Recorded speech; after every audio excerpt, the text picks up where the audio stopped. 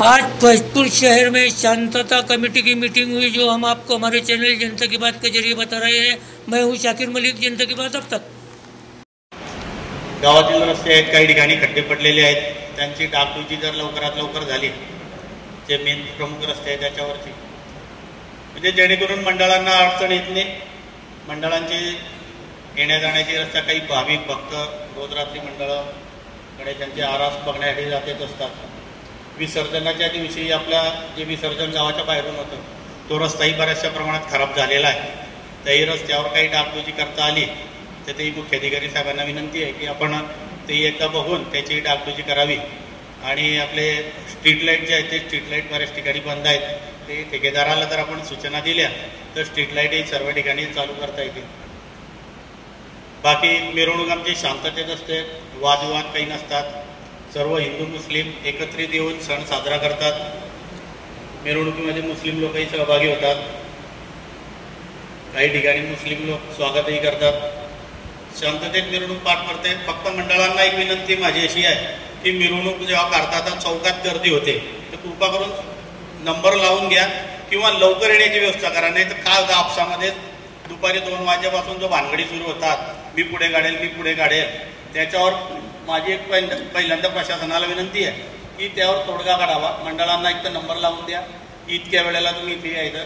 कारण चौकात काय होतं, आम्हाला पेच पडतो, भानगडी सुरू झाली की तो पुढे घालतो, तो मी 4था नंबर राहील, मी 3रा नंबर राहील, म्हणजे 3ऱ्या 4थ्या 5व्या नंबरसाठी झगडे होतात, आपसामध्ये भांडणी होतात आणि त्याचे परिणाम मग पुढे चालू राहतात। त्याने मला मारला, त्याने गाडी पुढे घातली, हे वाद व्हायला नको आपसामध्ये, म्हणून त्यामध्ये काहीतरी मार्ग काढावा। आणि लवकरात लवकर जर मंडळ निघाले तर आरामात चालता येतं, आरामात पुढे निघता येतं। पण काय होतं की अचानक 2 वाजेला निघतात सगळं आणि मग नंतर 2 ते 5 गोंधळ होतो आणि शेवटचं मंडळ जे राहतात ते सोडून मग त्यांचे बाहेरपेठचे येतात, पाल्यांमधले येतात आणि त्या भानगडी सुरू होतात, मी जाईल आणि मग पदाधिकारी असतात, ते पदाधिकारी तिथून निघून जातात आणि मग तुमच्या माझ्या मंडळांमध्ये वादविवाद वाढत राहतात वगैरे सर्व। तर सार्वजनिक जो गणेशोत्सव आहे त्या गणेशोत्सव हा राज्य शासनाने यावेळेस राज्य महोत्सव म्हणून घोषित केलेला आहे।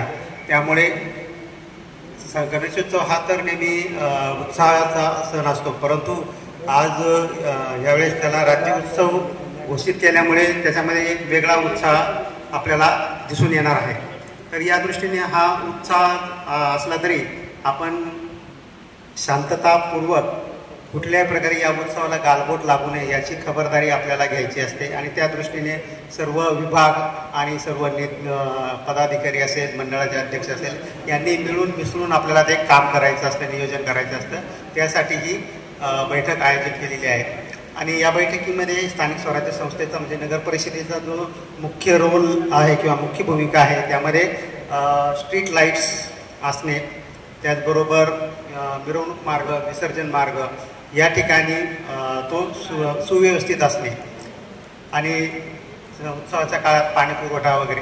आता तसं जर बघितलं भोजपुर शहरामध्ये मागील काही वर्षांचा विचार केला तर प्रशासनामध्ये स्थैर्य नसल्यामुळे बऱ्याचशा अडचणी आहेत, परंतु त्या बऱ्याचशा अडचणीवरती आपण मात करत एक सुव्यवस्थित असं चांगलं नियोजन केलेलं आहे। आणि पोलीस प्रशासनाकडून आपल्याला ज्या काही सूचना प्राप्त झालेल्या त्या सूचनांनुसार आम्ही आमच्या टीम पण गठीत केलेल्या आहेत। त्यानुसार प्रत्येक टीमला त्यांचा रोल काय असणार आहे तो असाइन केलेला आहे। त्यामध्ये मग रस्त्याची डागडुजी असेल, इलेक्ट्रिक सप्लाय असेल, लाईट पददिव्याची व्यवस्था असेल, वॉटर सप्लाय असेल, याचं आपण पूर्णपणे नियोजन केलेलं आहे। आणि त्यामुळे हा जो सण आहे हा शांततापूर्वक परंतु तितक्याच उत्साहाने साजरा केला जाईल यासाठी नगर परिषद पूर्णपणे तयार आहे, एवढं मी आपल्याला सांगू इच्छितो। आणि त्यानंतरही दरम्यानच्या कालावधीत किंवा अजूनही काही या मीटिंग नंतरही कुणाच्या काही सूचना असतील त्यांनी केव्हाही आपल्या नगर परिषद कार्यालयाशी संपर्क केला तर त्या सूचनांचं स्वागत करून त्यावरती निराकरण करण्याचा 100% प्रयत्न केला जाईल, किंबहुना त्या निराकरण केलं जाईल, एवढी मी आपल्याला आश्वासन देऊ इच्छितो, ग्वाही देतो। धन्यवाद। शांतता सद्भावना निभाने के लिए और अपने देश को बरकरार करने के लिए आपसी जो परिचय है, आपसी जो प्रेम है, वो इन संसाधनों के जरिए, त्योहारों के जरिए दिया जा सकता है। इसलिए मैं गणेशोत्सव के नौजवानों से भी, ईद मिलाद का तो हमारे यहाँ कोई खास प्रोग्राम नहीं होता है और नहीं मुहर्रम का होता है।